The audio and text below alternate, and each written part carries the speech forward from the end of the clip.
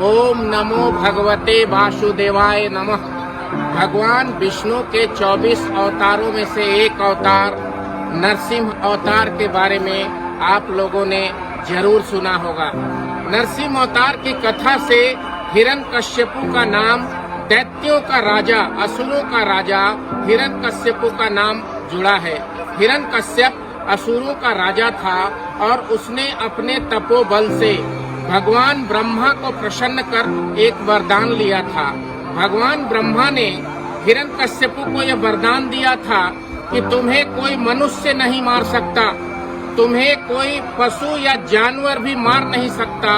तुम्हारी मृत्यु न तो दिन में होगी, न तो रात में होगी, न धरती में होगी, न आकाश में होगी। इस तरह का अभेद वरदान पाकर हिरण्यकश्यप एक अखंड राजा के रूप में राज कर रहा था।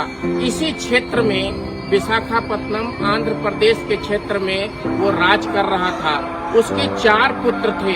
उसका सबसे बड़ा पुत्र का नाम प्रहलाद था।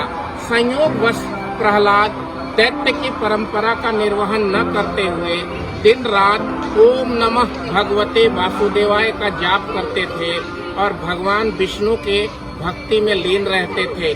बार बार हिरण्यकश्यप ने प्रहलाद को मना किया कि तुम दैत्य परंपरा का निर्वहन करो, दैत्य देवताओं का स्मरण करो, भगवान विष्णु की पूजा मत करो। पर प्रहलाद कहाँ मानने वाले थे। इस प्रकार हिरण्यकश्यप ने यह सुनिश्चित किया कि मेरे घर में, दैत्य के घर में भगवान विष्णु का भक्त होना उचित नहीं है, मैं इसको समाप्त कर दूं, इसे खत्म कर दूं। उसने अपनी दैत्य बहन होलिका को बुलाया। होलिका को भी एक वरदान था कि वह अग्नि में जलती नहीं थी, इसलिए होलिका ने गोद में लेकर प्रहलाद को अग्नि में प्रवेश किया और अग्नि का भी प्रचंड रूप देखिए कि उसमें प्रहलाद तो बच गए लेकिन होलिका का दहन हो गया। वो होलिका जल गई, जिसके स्मरण में हर साल सनातन परंपरा में होलिका दहन मनाते हैं। पुनः हिरण्यकश्यप ने कई प्रताड़ना प्रहलाद को दी। अंत में लोहे के खंभे में आग लगाकर उसने प्रहलाद को बांध दिया और वहीं मारना चाहा और बार बार कहता था कि तुम भगवान विष्णु को बुलाओ। शाम का समय था। बार बार प्रहलाद कहते थे, हे प्रभु मेरी रक्षा करिए। ओम नमो नारायण, ओम नमो भगवते वासुदेव। यह करुण आवाज प्रहलाद बार बार कर रहे थे। भगवान विष्णु ने अपना एक नया रूप को धारण किया। न तो वह मनुष्य का रूप था, न ही पशु का रूप था। सिंह का स्वरूप, सिंह का सर और इंसान का शरीर लेकर नरसिंह भगवान के रूप में इस सिंहाचल पर्वत पर भगवान नरसिंह प्रकट हुए।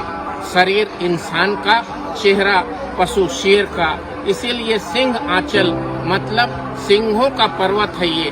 यहाँ भगवान उपस्थित हुए और उन्होंने अपने जंघा में रखकर हिरण्यकश्यपु का सीना चीर डाला, उसे टुकड़े टुकड़े कर उसका वध कर डाला। भगवान ब्रह्मा के श्राप का भी असर न रहा, क्योंकि शाम का समय था, न दिन थी न रात थी, गोधूली बेला थी, न धरती था न आसमान था। उसे अपने गोद में लेकर हिरण्यकश्यपु का वध भगवान नरसिंह ने किया था। न वो पशु के रूप में आए थे, न इंसान के रूप में आए थे। और अपने भक्त प्रहलाद को भगवान विष्णु नरसिंह स्वरूप प्रकट होकर अभय वरदान दिया, अमृतत्व का वरदान दिया। आसमान में जो तारे उगते हैं उसमें ध्रुव प्रहलाद नामक एक तारा, उच्छल तारा, सबसे नजदीक में सबसे तेजस्वी होकर आज भी चमकता है, जिसे हम ध्रुव तारा कहते हैं।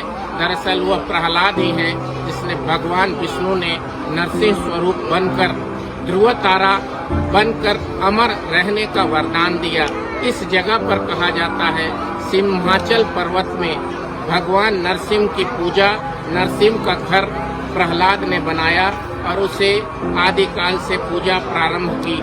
कई वर्षों के बाद, हजारों हजार वर्ष बीत जाने के बाद एक दिन ध्रुव जब ऊपर चले गए वैकुंठ की ओर चले गए और तारा बनकर चमकने लगे, तो भगवान नरसिंह की यह प्रतिमा, यह मूर्ति जो माता लक्ष्मी के साथ इस मंदिर में विराजित है, पाताल लोक में चली गई।